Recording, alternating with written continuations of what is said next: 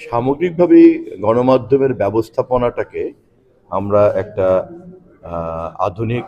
ব্যবস্থাপনার মধ্যে আনতে চাচ্ছি এবং সে কারণেই শুধুমাত্র বিশেষ কোনো অনলাইন বা ইলেকট্রনিক অথবা প্রিন্ট এভাবে ভাগ না করে আমরা একটু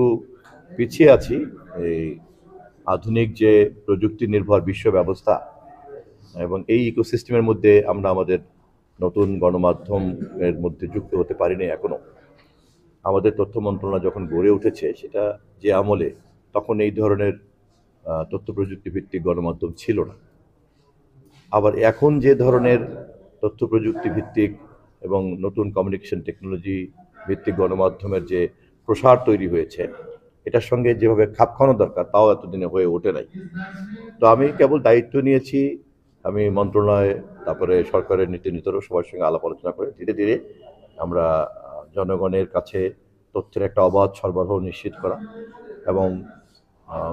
সাংবাদিকদের সঙ্গে বা সংশ্লিষ্ট সকল অংশীদারদের মতামতের ভিত্তিতেই আমরা একটা জবাবদিহিতার পরিধি প্রথমে নির্ধারণ করব, তারপর সেই পরিধির সীমানার মধ্যে আমরা সর্বোচ্চ স্বাধীনতাকে নিশ্চিত করব।